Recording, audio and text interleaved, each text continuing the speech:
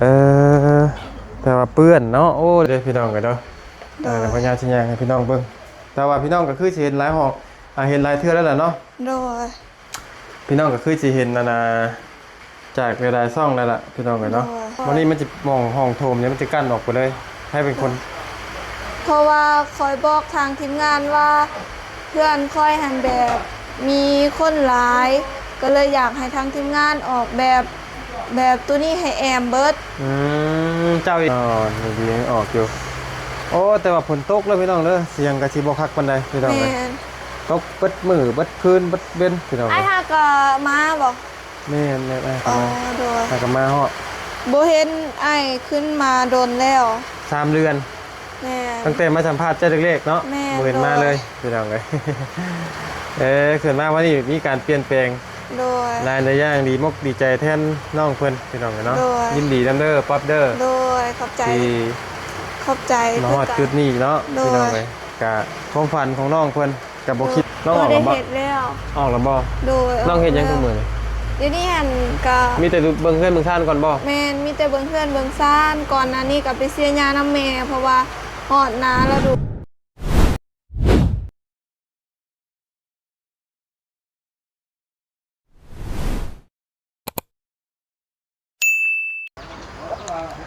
พี่น้องกันเนาะเปิดภาพเปิดบรรยากาศมาวันนี้พี่น้องกันฝนตกดินย่อยแฉะๆอยู่เด้อพี่น้องกันเนาะแต่ว่าในการถ่ายทำเราก็ยังบ่ได้หยุดบ่ได้หย่อนเนาะหลักการที่สำคัญในการก่อสร้างก็ยังบ่ได้หยุดบ่ได้หย่อนพี่น้องกันเนาะทักทายกับสบายดีและสวัสดีพ่อแม่พี่น้องเนาะเบิดกุสู่สุคนเด้อพี่น้องเด้อเนาะกะเปิดภาพเปิดบรรยากาศมาในตอนนี้กับพอดีทั้งมายาเองกับมาเยี่ยมยามเพื่อนซ่านน้องป๊อปพี่น้องกันเนาะก็คือล่าสุดมายาน่าจะมาเคยถ่ายทำน้องเพิ่น2 เทื่อแล้วก็บ่ได้ขึ้นมาเลยพี่น้องกันเนาะมานี่ก็ได้มีโอกาสมาเยี่ยมเนาะยามน้องเพิ่นรอบก่อนทั้งมายาเองก็ได้มาแล้วก็สัมภาษณ์น้องเพิ่นก็น่าสงสารหลายพี่น้องกันเนาะแล้วก็ล่าสุดแหละทั้งมายาฝากเงินมาให้ทั้งบบุญเนาะขึ้นมาสมทบเพื่อนซ่านน้องเพื่อนแล้วก็ที่ว่า FC หลายผู้หลายคนว่าบ่ยาวอมเงินอมคำนั่นแหละพี่น้องเลยตามจริงก็ท่านบ่ได้อมเนาะมัดไว้พี่น้องเลยแต่ว่าเอามาให้น้องเพื่อนบ่ทันเพราะว่าเนื่องจากว่าบ่ยาวท่านได้ขึ้นมาเนาะขึ้นมารอบนี้บัดเพื่อนซ่านน้องเพื่อน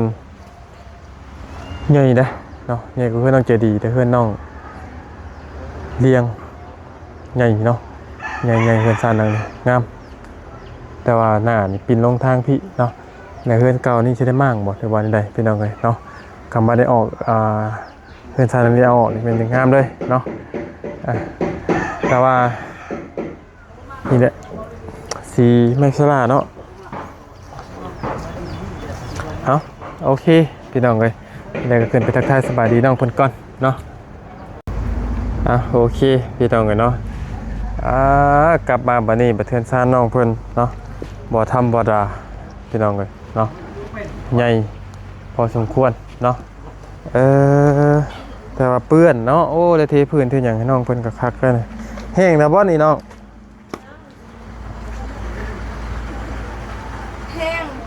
แห้งแล้ววะคือว่ายังเหยียบคักกันได้กี่นี่สบายดีล่ะป้าต้องถอดได้เนาะเดี๋ยวมันเปื้อนกันเจ้าเดี๋ยวสิกูแล้วก็สิหลานอีกเที่ยวนึงอย่าแล้วจะถอดขึ้นมาเลยโอ้มาวันนี้บัด พี่น้องเลยคิวน้องเลยคิวสีเบิ่งใช่ฮึบคิวดิเจ้าเฮ็ดยังไงนี่ข้าก็แล้วค่ะซื้อประตูไทยเองด้วยว้ายไทยเองด้วยเก่งแท้โอ้ธรรมดาเฮ้ยหมอนี่ไม่ได้เห็นเติงจำกันได้อยู่บ่นี่จำได้ชื่อยังเบายังก็เลยยังก็พอแล้วจำไม่ได้แต่ก็ยา บ่ยาว โอเคโอเคบ่ยาวจำได้อยู่ตัวเนาะ โดย โอ้สองห้องเนาะโอ้ โดย เดี๋ยวพี่น้องกันเนาะ โดย เดี๋ยวพญาชิญญาให้พี่น้องเบิ่งแต่ว่าพี่น้องก็คือสิเห็นหลายห้องเห็นหลายเทื่อแล้วล่ะเนาะ โดย พี่น้องก็คือสิเห็นนานาจากหลายๆซ่องแล้วล่ะพี่น้องกัน โด เนาะ ย ดีใจน้ำหลาย โดย ห้องนี้สิเป็นห้องไผนี่ ห้องตัวนี้สิเป็นห้องแม่ ห้องเมย์ โดย เจ้าห้องไหน ห้องตัวนี้ เจ้าสิมาห้องนี้เนาะ โดย จะมาห้องนี้ โดย เป็นอะไรคือมาห้องนี้คือมาห้องนี้เป็นเพราะหยังแต่ว่ามันนี่ว่ามันติดทางนี่บ่ ก็ติดทางพร้อมแล้วเฮาเลือก มันติดทางนี่บ่เวลาผู้ว่ามาบ่ สบายดีใช่บ่เห็นบ่ เห็นบ่ ก็บ่ดอกเพราะว่าตะกี้เห็นเขาเจ้าบอกว่ามีห้องนี้กับห้องตรงหันเพราะว่าเขาเจ้าบอกว่าสิเฮ็ดทางหันโล่งมันบอกแล้วค่อยเลือกตัวนี้เพราะว่าค่อยเห็นงามเบิ่งไปทางใดก็งาม ไผเป็นคนออกแบบเพื่อนนี่ อืมเฮาบ่ฮู้คือกัน แรกๆเลยไผเป็นคนออกแบบให้ไผเป็นคนต่อตั้งเพื่อนท่าน เพื่อนตัวนี้บ่แบบมีลายสองทาง เขาบ่ละว่าเข้าใจไผเป็นคนออกแบบเพื่อนเจ้าก็พอใจอยู่บ่ อ๋อเบาเสียงออกขาสร้าง อืม แล้วก็ แต่ว่าทีมงานเนี่ยเนาะที่ว่าออกแบบเพื่อนท่านนี่มันบ่ แม่น โอ้แล้วมาไผออกแบบห้องให้เจ้า ก็ทางเว้าเสียงว่าเอาแบบนี้ตะกี้คิดว่าสิเอาห้องนี้กับห้องตรงหัน แล้ววันนี้ไผเป็นคนออกแบบตัวนี้โทษด้วยพี่น้องนี่เพราะว่ามันจะกั้นมาเลย มันสิกั้นเลยพี่น้องเลย แม่ มันสิกั้นมองนี่มันจะกั้นห้องเลย โด มอง ย นี่มันจะมองห้องโถมเนี่ยมันจะกั้นออกไปเลย ให้เป็นคน เพราะว่าคอยบอกทางทีมงานว่าเพื่อนคอยหันแบบมีคนหลาย ก็เลยอยากให้ทางทีมงานออกแบบตัวนี้ให้แอมเบิร์ด เจ้าเองบ่ โดย โอเคพี่น้องเลยทั้งน้องเพิ่นออกแบบเองเนาะตัวเพิ่นนี่แล้วมันนี่มองนั่งเล่นบ่มีเลยบัดนี้ โดย ต้องนั่งตารางเขาเนาะ โดย ต้องนั่งตารางเขา โดย หักอยู่พี่น้องเลย โดย อะไรเพื่อนนี่เท่าไรคูณเท่าไรนี่พอหูอยู่บ่ อ๋อ6x7 โอ้ใหญ่นี่เพื่อนเจ้าเนาะ โดย ใหญ่กว่าเพื่อนต้องเจดีได้นี่ โดยก็พ่อๆกัน พอกัน โดยเพราะว่ากะเจ็ดกะน้อยเดียวบอลบันไดขึ้นทันโดย บ่แต่ว่าก็สิใหญ่กว่าเพื่อนเจดีอยู่ โดย กลัวอยู่พี่น้องเนาะ โดย สร้างมาเฮ็ดจักคน สร้างมื้อนี้มาเฮ็ด3คนแต่กี้มี4คนกับเบาตะโลน้ำแต่มื้อนี้เบาตะโลบ่ได้มา บ่ตะเลาะมาเฮ็ดอยู่นี่บ่ โดย กะว่ามื้อใดสิได้ขึ้นเรือนนี่ ก็ยังบ่ฮู้คือกันเบาเสียงว่าสิปรึกษาทางทีมงานเบิ่งตอนแรงว่ามื้อใดสิได้ขึ้น ครับว่ามื้อใดสิแล้วอีก ก็แล้วมื้อนี้เลยสิปิดจอบมื้อนี้เลย เพื่อนจะปิดจ็อบมื้อนี้ได้บ่นี่ โดย โอ้บ่มีหยังเลยเนาะใส่เบิดแหละ โดย สิได้เบิดแล้วพี่น้องเอ้ยสิได้ แม่น ปิดจ็อบมื้อนี้แหละเนาะ โดย และอันเฮือนหลังนี้ได้สปอปเฮือนไทยใช่เฮือนหนังเฮือนเจ้าบ่ เพื่อนตัวใด ตัวนี้ แม่นเป็นเพื่อนหลังเก้าที่จุไอายมาพ่อตอนแรกๆหันเด้ ตัวนี้เฮือนหลังเก่า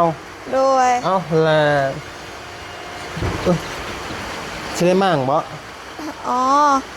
ยังบ่ฮู้คือการว่าสิเฮ็ดเป็นเพื่อนครัวก่อน เพราะว่าแค่เฮามั่งอยู่นี่ก็บ่มีบ่อนเฮ็ดกินแล้วก็สิป่าอยู่นี่เก็บเครื่อง แต่ว่า ข มัน อง บ่จากใจบ่ยาวพี่น้องเอ้ยเนาะ โดย มันบ่งามเนาะ แม่น อันนี้บังไว้พี่น้องเอ้ย โดย เฮือนซ่านตัวนี้หลังไว้แบบมันเบิ่งน่ะมันบ่งามพี่น้อง โด เอ้ย ย อันนี้จะเป็นเพื่อนหลังเก่าน้องคนเด้อพี่น้องเด้อเพื่อนหลัง โดย แต่พอดีก็ที่ทีมงานมาพ่อเนี่ยเนาะ โดย พี่น้องจำได้บ่กะแต่พี่น้องอาจจะจำได้หลายๆคนเนาะที่ โดย เล็กๆที่บ่ยาวมาหาน้องเพิ่น โดย เป็นมันบ่ฮ้มบ่มีห้องบังนั่งบัดเลยพี่น้องกันนะจักสินั่งใช่โอ้ตายเหี่ยว อาชียังบ่แห้งเฮาหากระทาแล้ว ถ้าเป็นเนาะเจ้าก็เนาะ ก็เฮียนนำพ่อสร้างเพิ่นเอา อืม ติดเบิดแล้วเอาค่ะเสร็จ มือต้องนิ่งมือต้องนิ่งงานใหญ่ใจต้องนิ่ง ด้วยใครลืมเลยว่าติดเบิด โอ้เทปจะออกเนาะ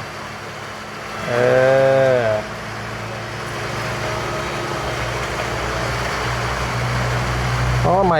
ม่ถ้าไม่ไว้ได้บอลนี่นะตัวใหญ่ๆนี่ แม่น5กระถาเบิดเลย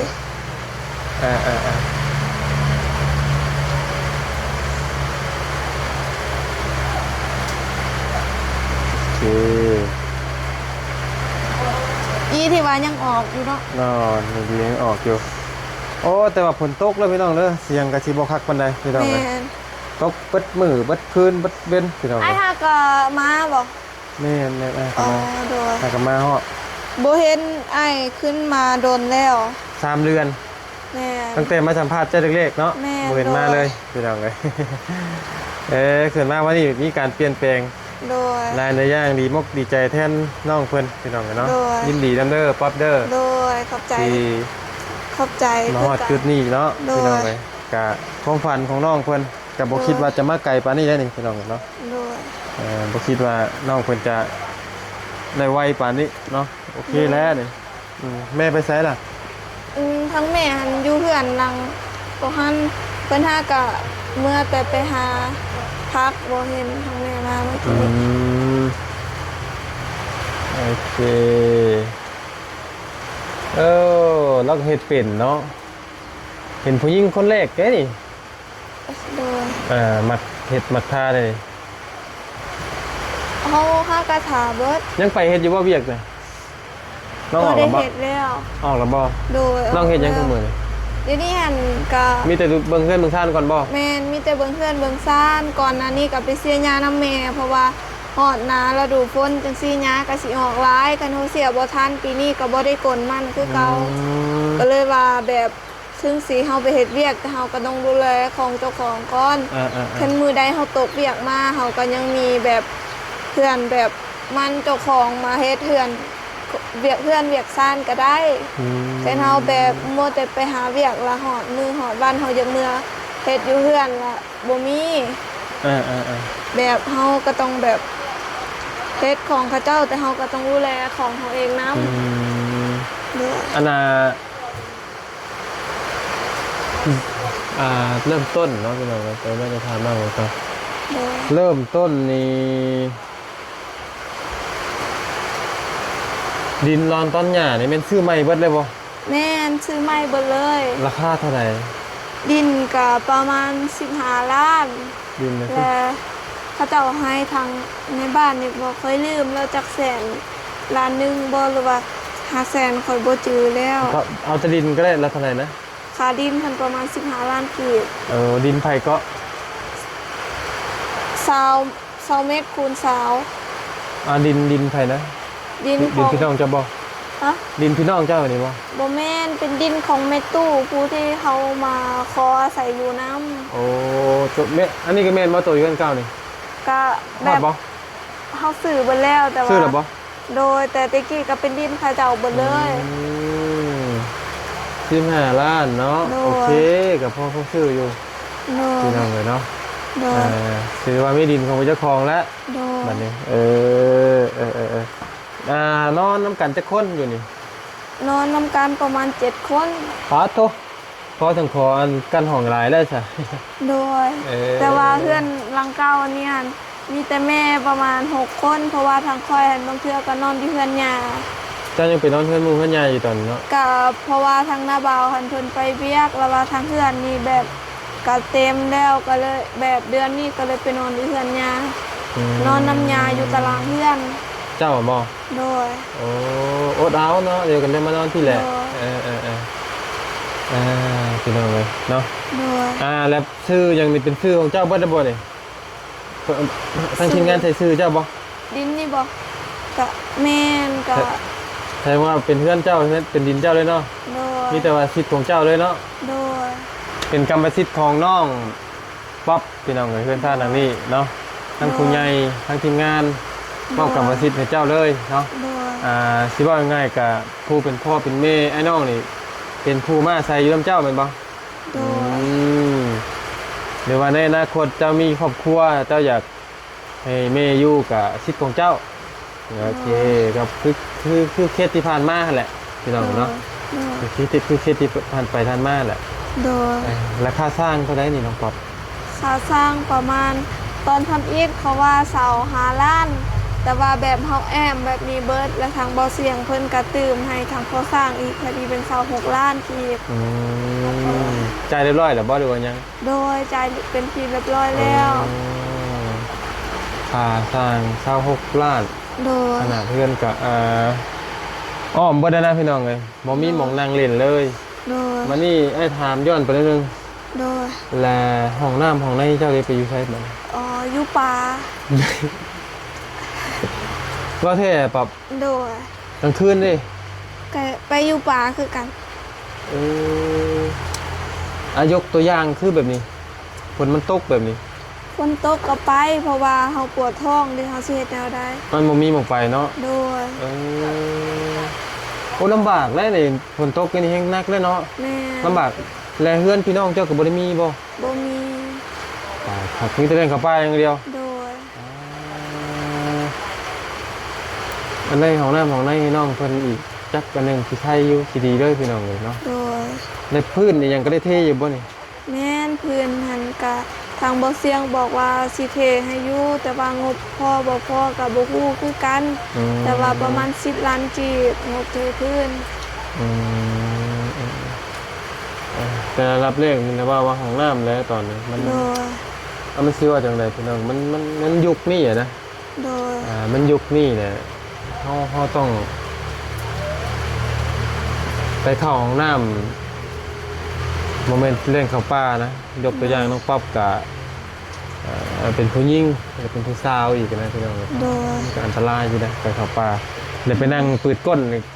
อยู่ในป่ามันก็อยากอายคนด้วยกันแล้วหมู่ครูมาเห็นพี่น้องแต่ว่า โดย บ่งามน่ะเนาะพี่น้องยุคนี้แหละกับบาปดิขนาดเขาเป็นผู้ชายแท้นี่ยังบ่ออกนะพี่น้องไม่เชื่อนอกจากมันปวดแห้งอยู่ดิเนาะ โดย แล้วแต่กระยาเราพี่น้องเลยเนี่ยก็ได้ซ้ำนี่แหละกะเฮาก็ค่อยเป็นค่อยไปเนาะ โดย ถ้าบุญเฮาเจอดถึงเพิ่นก็อาจจะซอยอีกแล้วป๊อบเด้อ โดย แต่ในมื้อนี้ก็ดีมกดีใจแทนน้องเพิ่นอีกรอบหนึงก็เป็นความฝันของเจ้าที่อยากได้อยู่แล้วเนาะเงินซานคิดบ่ว่าสิได้ ก็ตอนแรกๆก็ กับบ่มีความหวังปานใดดอกเนาะ แม่นก็บ่ค่อยมีความหวังปานใดเพราะว่าก็แบบเฮาบ่ยังบ่อยากตั้งความหวังหลายปานใดแต่เฮาก็หวังแน่บ่หวังแน่เพราะว่าเฮาก็คิดว่าตอนแรกๆอันนี้ก็เขาเจ้าซื้อดินมาให้เนาะและเฮาก็ คิดว่าดิน ใจ ที่ว่าดินนี่เฮาก็คิดว่าใหญ่เนาะ โดย เฮาก็คิดว่ารางวัลใหญ่ในชีวิตเฮา แม่ เนาะ นคือคิดว่าถือว่ารางวัลใหญ่ในชีวิตเฮาที่เข้ามาในชีวิตเฮาเป็นครั้งแรกเลย เพราะว่าคิดว่าประมาณนี้ก็ดีใจแห้งแล้ว แต่พัดโดนเติบอีกกะบ่ได้แต่เขาเจ้าบอกว่าสิเฮ็ดเฮือนให้อีกคันมีงบต่อไปเนาะแล้วเฮาก็แบบวางอยู่บ่วางอยู่เนาะเฮา คื ก็ อมันเงินหลายเนาะปอมเนาะ โดย คือเงินมันหลายพอสมควรแหละพี่น้องที่เพื่อนในชาติมันมาเพื่อนดังน้อยๆเนาะมันก็ใส่รายงบกับห่วยล่อ200,000ไปก็จักพี่น้องเลยเนาะฮอดอยู่ได้นี่เพื่อนั้นปิดกระจกประมาณนั้นพี่น้องเนาะ โดยแล้วแบบเขาเจ้าซื้อดินมาแล้วแล้วมันมีพัดโดนอีกกว่าสิเฮ็ดเฮือนอันนี้นะแบบเฮาก็คือสิบ่มีแล้วแต่เฮาก็ดีใจ เพราะว่าเฮาก็มีดินดอนเป็นของตัวเองแล้วหั่นนะ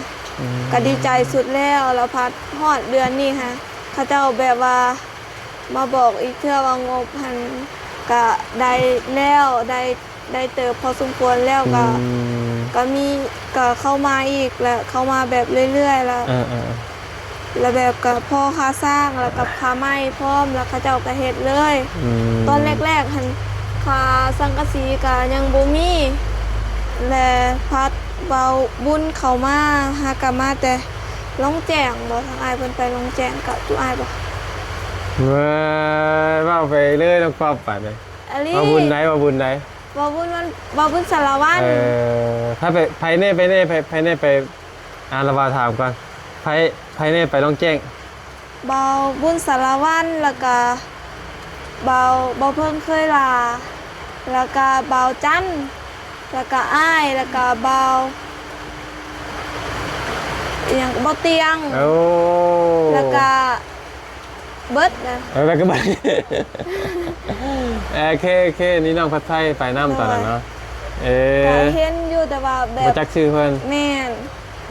จ้าเบิ่งอยู่เนาะ เบิ้ง เห็นหน้าอยู่บ่เห็นหน้าอยู่บ่ เห็นแล้วก็ มันเป็นข่าวหลังเนาะตอนนั้นเนาะ แม่นเห็นเบิดแล้วก็แบบจุอายแบบแบกเครื่องแบกของขึ้นก็เห็นเบิด ขึ้นเพิ่งภูเขาตามที่ทำนั่นแหละพี่น้องกันเนาะ โดย แล้วก็ทางระบาวมีเงินอยู่ตอนนั้นเลย2,000มาระบาวผากมาบุญมาได้เยอะพอหรือบ่ โดยมาให้เป็นที่เรียบร้อยแล้ว โอเค ทั้งบ่บุญเพิ่นสื่ออยู่นี่บ่คอยบ่จื้อนำแน่ FC เพิ่นยังว่าระบาวอมเงินเจ้าอยู่ค่ะ อ๋อเบิดแล้ว สื่อให้บรรพับแล้วก็ตัวดึงประตูอิหยังร้ายอะนะแบบคอยก็บ่จื้อนำแน่แต่ว่าเป็นเครื่องเพื่อนในเบิด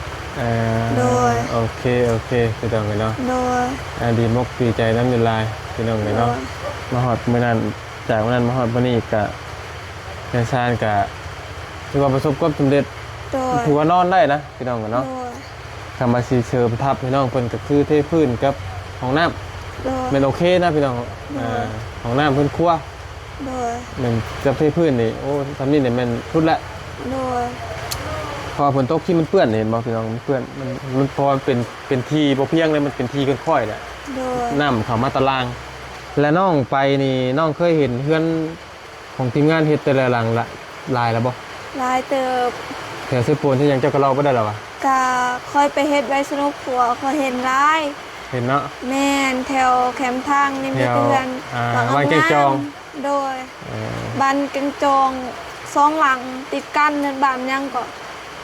บ้านยังก็ เอามาเบิ่งว่าสิถือบ่ ค่อยจักบ้านอีหยังกายบ้าน บ้านแกงจองนะมีอยู่4ได้ป๊อบเว้ย แม่นบ่ แม่น แต่ว่าค่อยเห็นอยู่แคมป์ทางเลย อันนั้นน่ะ ซอง แค แบ ม บฮะ แคมกับซองอยู่แต่ว่า ติดกันเลย มันติดกันเลย แม่น แต่ว่ามี4ดัง อยู่ในอีกวะ แม่นอยู่ใน โดย ระบาวเฮ็ดอ้ายเฮ็ดอีกดังหนึงนั่นเฮ็ดอยู่ผู้เดียวเลยบ่นี้ไปสมทบด้วยนั่น เลย งามจะไปเบิ่งรถ อยู่บ้านไหน บ้านแกงจองนะ อ๋อ 4ดัง โดย หลายทางอยู่พี่น้องเฮ็ดมาแล้วก็บ้านน้องหัวยองนี่ก็แม่นเนาะ โดย บ้านน้องไซน้องซิวนี่แม่นเบิดนะ ค่อยเห็นแล้วค่อยไปแบบตอนทำอิฐหันค่อยเห็นอยู่ทางทีมงานแม่นบ่เขาไปถ่ายคลิปอยู่เฮือนตัวหันหันจุค่อยหันไปคริดสต์มาร์ทแล้วก็พักบอนเพื่อนเขาเจ้าแปลงรถหันนะแต่ว่าเดี๋ยวนี้เขาเจ้าเฮ็ดใหม่แล้วแม่นบ่เพื่อนแปลงรถบอนหันนะ เพิ่นไผนอกน่ะมันหลายหลังเนาะป๊อบ โดย มันหลายพี่น้องเลยถามน้องป๊อบด้วยเลยไล่ลงไปแต่พี่น้องเลยแต่หลายหลังนะนับจนแบบเป็นร้อยนะพี่น้องเลยตามเบิ่งเลยเนาะยังมีนอกมีในสิบ่นับในแคมป์ทางอยู่ได้ป๊อบเว้ย ลายแห้ง ทั้งหลายทั้งหลาย โดย แล้วก็ เงินน้องสอนน้องแซนนี่แม่นเบิดนั่นแหละ โดย น้องสอนนะแล้วซีแม่สลาเนี่ยเพิ่นเป็นคนเลือก อ๋อที่ไม่ฉลาดเนี่ยคอยเป็นคนเลือกเองเพราะว่าคอยเห็นคอยคายอยู่หานเวียดหันคอยเห็นงาม จะขึ้นมาสีนี่ กะคอยเห็นงามสีนี้ทนทาน ว่ะ บ่ แล้วว่ามากบ่คือกันเนาะแล้วว่ามากตัวสีเท่า ตะ สี มู สีเด้ๆนะ โดย มากบ่คือกันเนาะ โดย คือเพื่อนน้องไซเห็นบ่ โดย แล้วว่ามากคือกันนะแต่ก็มากนี่ก็งามมากเลยมากมันพี่น้องกันเนาะ โดย แล้วบ่าวบ่ได้มีหยังมาฝากเด้อพี่น้องกันเนาะ บ่เป็นหยัง ดีมกดีใจนำได้น้องป๊อบเด้อ โดย เนาะ ให้กินข้าวก่อนเด้อจังหวะเด้อ อิ่มแล้วมื้อหน้าจังกิน โดย อิ่มแล้วขอบใจละลายเนาะ โดย เจ้ากับเบงขึ้นเนาะ โด ช่วง ย นี้ใครกลัวช่วงเล็กๆจอยเฮงพี่น้องเลย โอ้ย มารอบนี้รู้สึกว่าน้องคุณหนักเบงซึ้งขึ้น โดย เรื่องมือเรื่องหยังแค่นี้แหละว่าก ะบ่เมื่อย บ่ต้องดมนายเด้อสีนะมันสิเมื่อย แม่นบ่ ทินเนอร์แม่นเดี๋ยวไปดมนายบินหัวสี ค่อยทาเบิดครบ บ่ อันนี้ก็ทา หาแน่มาอัดหมาน้ำอัดปากน้ำเด้อ โดย โอเคปะมีแต่นั่นแหละระบาดของไม่ขึ้นเลย ดีใจน้ำลายเนาะ เลย โอเคสบายดีนะป๊อบเด้อสบายดีน้องป๊อบนี่จักปีก็ ได้ขอเสาเอกแล้ว โอเคยังน้อยอยู่พี่น้องเลย ไปไปเลยเลยว่าไปเลยเด้อโอเคโอเค ก่อนไปไปเจ้าไปก่อนเด้อ โอเคโอเคดีนี่พี่น้องเนาะถือว่าประสบความสำเร็จในหน้าที่เรื่องทานหนังนี้เนาะมกกับใจละลายทางพ่อแม่พี่น้อง FC และผู้ใหญ่ใจดีที่ซอยน้องๆเพิ่นเนาะ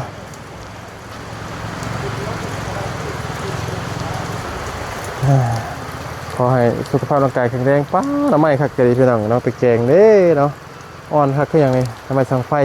พี่น้องเนาะโดยงามเนาะเงินนังนี่งามสูง